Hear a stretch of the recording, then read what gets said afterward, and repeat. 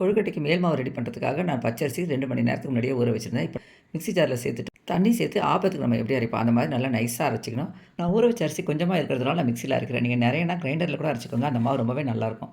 பாருங்கள் இந்த மாதிரி இருக்கணும். அரிசி வந்து கொஞ்சம் கூட கையில் தட்டுப்படக்கூடாது. நல்லா நைஸாக இருக்கணும். நான் அரிசி கூடவே கொஞ்சமாக உப்பு சேர்த்து தாங்க மாவு அரைச்சிருக்கேன். இப்போ ஒரு பேன் வச்சுருக்கேங்க. பேன் காஞ்சதுக்கப்புறமா கொஞ்சமாக நெய் சேர்த்துக்கலாம். அது மாவு ஒட்டாமல் வரணும் அதுக்கு தான்.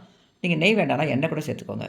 இதுக்கு வந்து நீங்கள் கொஞ்சம் அடி கனமான பாத்திரம் வச்சுக்கோங்க. அப்போ தான் நம்ம கலரும்போது அடி பிடிக்காமல் நல்லா வரும். இப்படியே கலந்து விட்டுக்கிட்டே இருந்தோம்னா மாவு நல்லா கெட்டியாகிட்டு வரும். இந்த மாதிரி கலக்கும்போது நமக்கு மாவு நல்லா வெந்து தண்ணியெல்லாம் வற்றிடும். இப்போ பாருங்கள் மாவு நல்லாவே வெந்துடுச்சு. இந்த ஸ்டேஜில் கேஸ் ஸ்டவ் ஆஃப் பண்ணிடலாம். இதுக்கு மேலே வச்சோம்னா மாவு ரஃப் ஆகிடும். அப்புறம் கொழுக்கட்டை ஹார்டாக இருக்கும். இப்போ மாவு கை வச்சு பேசினோம்னா நல்லா சூடாக இருக்கும். அதனால் கொஞ்சம் நேரம் மூடி வச்சுருவோம். நல்லா ஆறிடுச்சுங்க. இப்போ லைட்டாக கையில் கொஞ்சம் எண்ணெயோ இல்லை நெய்யோ தொட்டுக்கோங்க. தேங்காய் எண்ணெய் கூட தொட்டுக்கோங்க. அது கூட நல்லா வாசனையாக இருக்கும். நான் தேங்காய் எண்ணெய் தான் தொட்டிருக்கேன். கொஞ்சம் அழுத்தம் கொடுத்து நல்லா பிசைஞ்சிங்கன்னா மாவு நல்லா பக்குவமாக ரெடி ஆகிடும். இந்த மாவு வச்சு மணி கொழுக்கட்டை, பால் கொழுக்கட்டை, பூரண கொழுக்கட்டை, இடியாப்பம் எல்லாமே செய்யலாம். ட்ரை பண்ணி பாருங்கள். தேங்க்யூ.